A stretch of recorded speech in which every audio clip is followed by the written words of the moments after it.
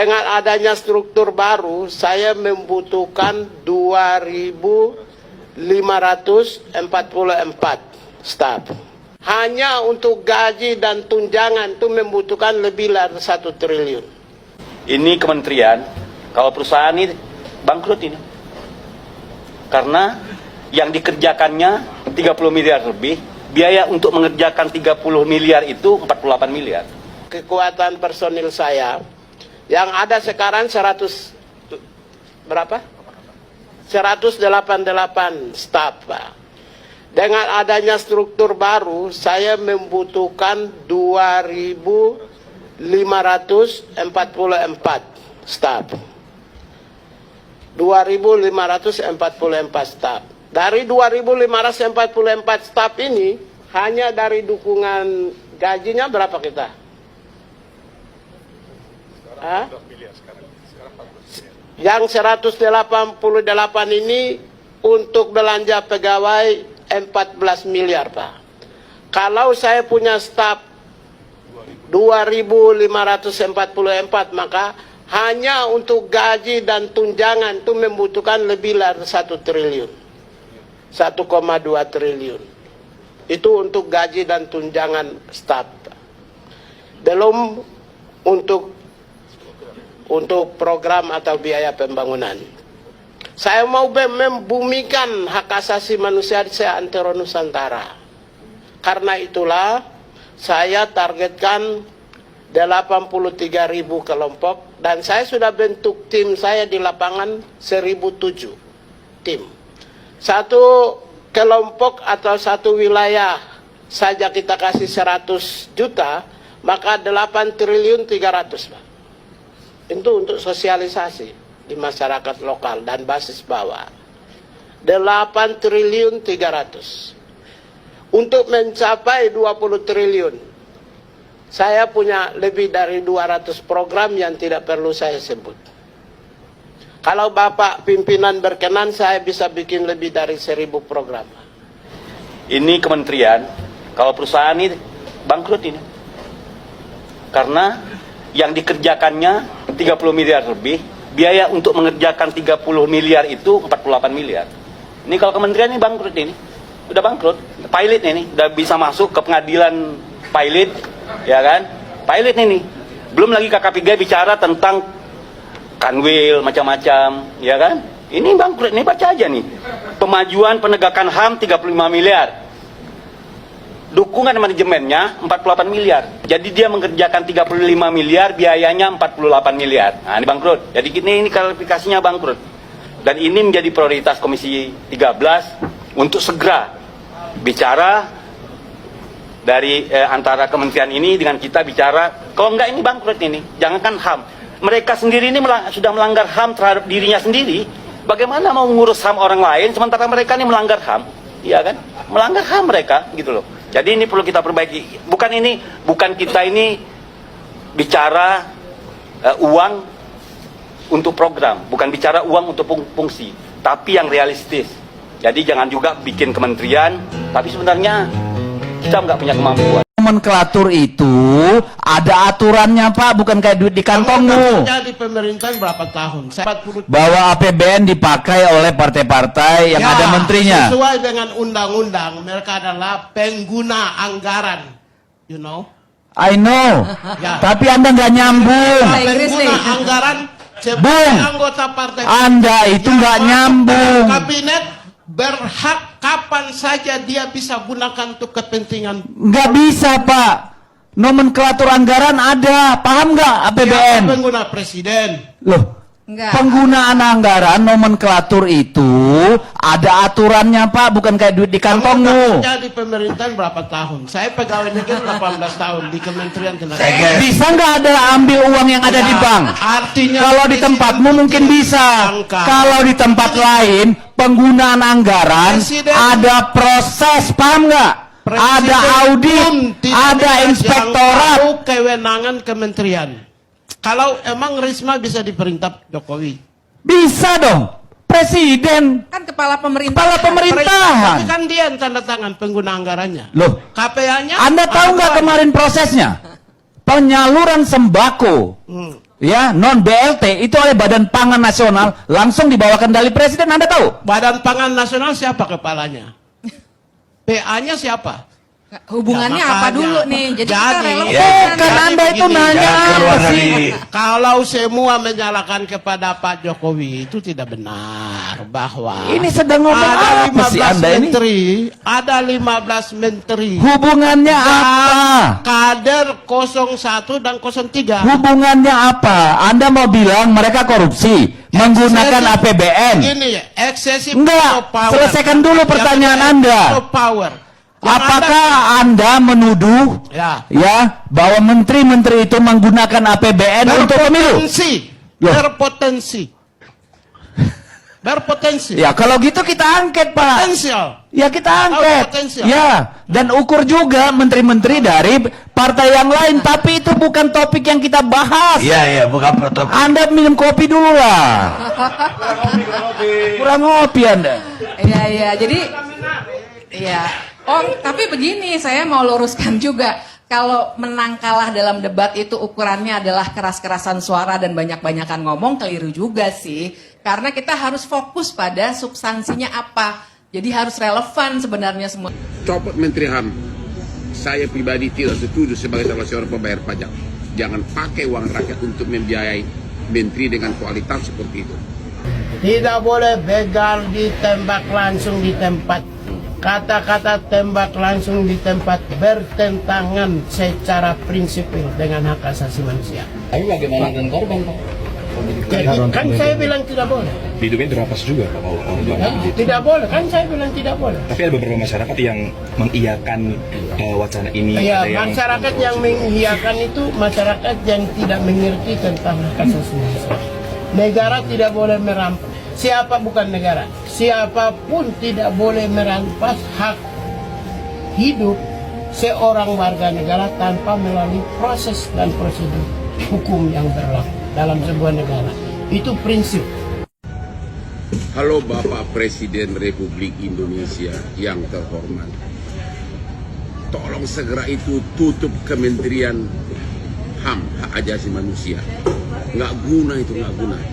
Dengan menterinya yang begitu, nggak guna, udahlah.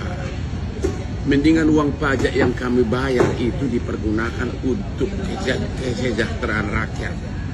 Ngapain kayak gitu kualitas menteri dipelihara? Udahlah. Saya tidak sembarang ngomong. Hari ini 10 tim pengacara saya kirim ke Mataram Lombok untuk membela pemuda miskin yang dituduh membunuh pacarnya tanpa ada saksi fakta. Semua adalah hayalan. Juga mengirim tim pengacara Kopati untuk korban pencabulan oleh oknum kiai pimpinan pesantren. Mau bikin list lagi ribuan kasus pelanggaran hak asasi manusia yang sangat berat. Coba tanya siapa nama menteri itu, Menteri HAM itu. Apa yang telah dia perbuat? Omongannya tidak pernah bermutu di medsos. Itu melukai hati rakyat. Itu ganti itu Pak Presiden, ganti itu halo Presiden Prabowo, gantilah itulah. Aduh, begitu banyak habis anggaran untuk kementerian dia. Kan menyangkut hak asasi sudah banyak lembaga lain yang juga menangani. Banyak lembaga lain. Lembaga ini, pusing gue lihat kebanyakan. Ya, sekali lagi, copot Menteri HAM. Saya pribadi tidak setuju sebagai salah seorang pembayar pajak. Jangan pakai uang rakyat untuk membiayai menteri dengan kualitas seperti itu. Lembaganya, Kementerian HAM bubarkan. Belum ada prestasi apapun. Dari awal minta anggaran gede. Hei, halo Pak Menteri, tahu diri dong, kau mundur deh. Nggak ada prestasimu, mundur kau. Ya, saya tidak mencari muka ke presiden. Aku tidak butuh koneksi politik karena klien saya sangat banyak. Klien saya membludak. Pak Presiden tahu kualitas saya. Tapi lihat kamu di medsos benar-benar gua panas.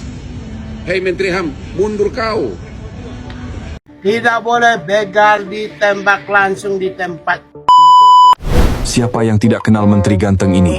Ya, Natalius Pigai, Menteri HAM yang belakangan ini statementnya lagi ramai dan bikin publik geleng-geleng kepala. Isinya benar-benar ngeri-ngeri sedap. Coba dengar deretan statementnya ini. Pertama, dia bilang orang yang menentang MBG adalah orang yang melanggar hak asasi manusia. Kedua, saya pintar tapi pintar ya saya sembunyikan.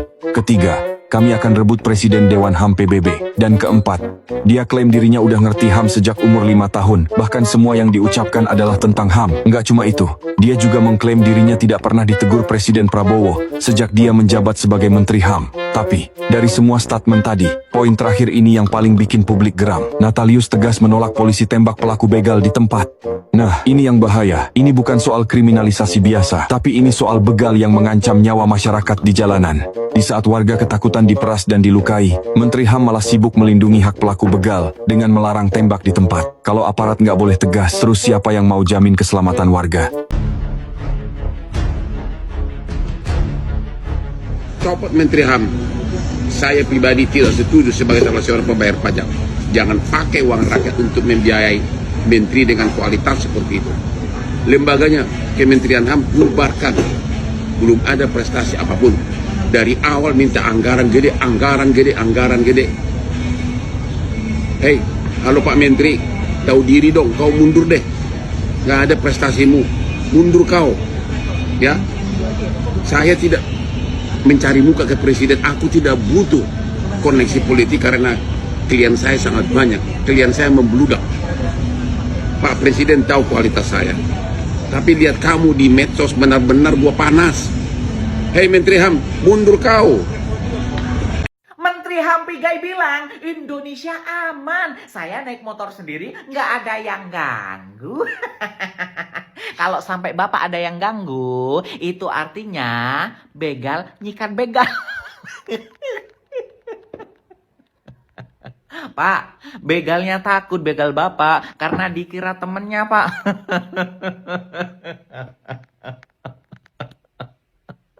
Maaf, Pak, bercanda ya. Pak, lebih serem Bapak daripada begalnya.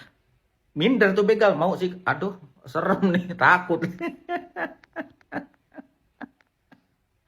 Pak, Bapak naik motornya di mana? Di perumahan, di klaster, di Senayan, di tempat-tempat yang rame, di Kemang. Ya pantesan, nggak ada yang begal. Coba Bapak ke Jawa Timur, Pak. Ke Jawa Timur deh coba, malam-malam itu sendirian. Keluar. Ya mungkin besok Bapak tinggal kabar.